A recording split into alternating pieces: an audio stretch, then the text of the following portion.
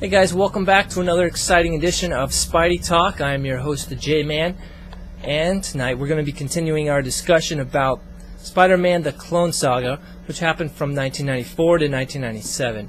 And this was a very important, significant time in Spider-Man history and the continuity of Amazing Spider-Man and the core titles. A lot of big things happened, which I've discussed in other videos. Briefly, I'm going to run them down just so you get an idea of the importance that we're talking about. Major controversies were constantly going on. I think the first one was the death of Aunt May. The suggestion that Peter Parker was a clone. We have the murder of Dr. Octopus. The pregnancy of Mary Jane, and the supposed birth of their child. Okay, that's 5 really big things that happened during the Clone Saga timeline. Now, the killing of Dr. Octopus, that was retconned. That was probably a huge mistake. I don't think they should have done that. They could have established Kane as a villain or as a threat in some other way or fashion. They didn't have to kill off such a classic character. Even though they brought him back, the fact that they killed him off during the Clone Saga is a deterrent and one of the major criticisms of the Clone Saga. The death of Aunt May, even though it was very controversial and it received a lot of backlash from the fans, the story itself that was written in Amazing Spider-Man number 400 was so beautiful, so elegantly written. It should have just remained the way it was. It should have been left unedited, retcon. Don't retcon it. It should have been just left the way it was. And it's very unfortunate that they had to go years later and try to say that Aunt May that died back then was really just an actress hired by Norman Osborn, and that the real Aunt May had been captured by Norman Osborn. So that was very unfortunate. It makes it so that the Clone Saga and everything that happened during the Clone Saga is a lot less relevant. Okay, so then there's that, and then the let's see here. The birth of Mary Jane and Peter Parker's child. That was a major dramatic event. The baby was supposedly kidnapped, abducted by an agent hired by Norman Osborn, and we never found out what happened to it.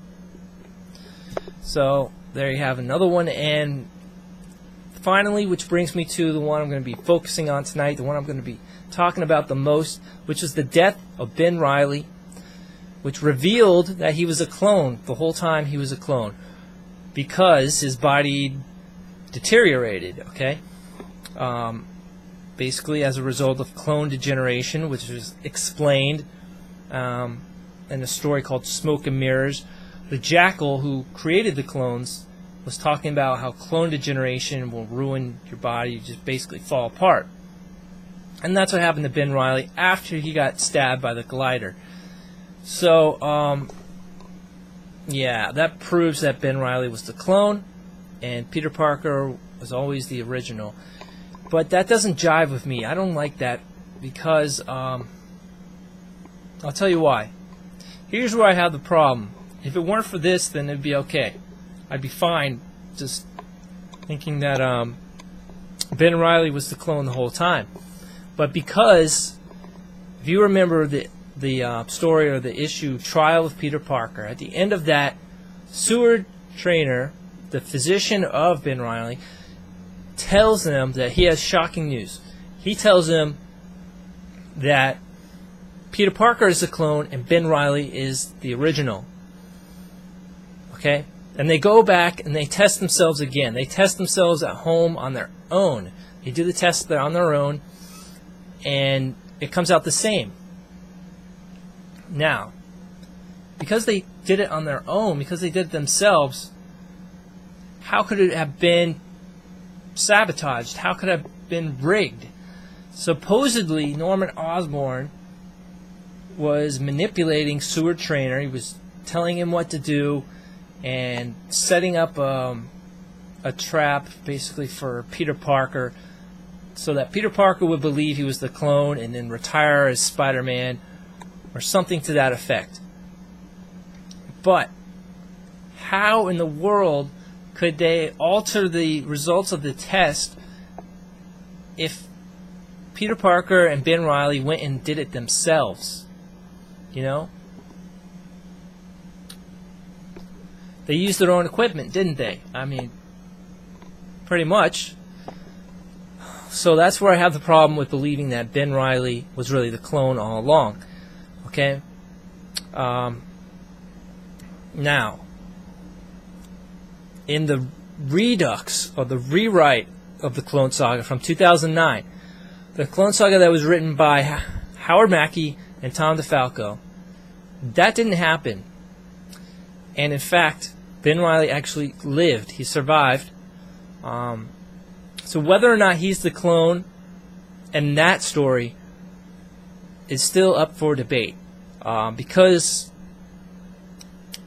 the Jackal said that Ben Reilly was the original and Peter Parker was the clone. But Harry Osborn, who is supposedly the mastermind of the whole thing, he said that Ben Reilly's the clone, Peter Parker's the original. But both of them were liars. Peter Parker pointed that out. They both told lies. So who can you believe? Neither one of them? So maybe Peter Parker's the clone, maybe Ben Reilly's the clone, maybe neither of them are the clone. We really don't know for sure. I think that's really interesting. That's a good way to kind of end the story there. Because, I think it leaves for a lot of potential, a lot of room for Ben Reilly to possibly take over as Spider-Man one day. And that was the original plan of the Clone Saga all along. For, Peter Parker to have his life with Mary Jane and their family, their kids. And Ben Reilly to become the new Spider-Man, not have to worry about his relationship with his wife and his daughter. So there you have it. That's just my big complaint with the Clone Saga. I hope you enjoyed this video. Please comment, and thanks for watching.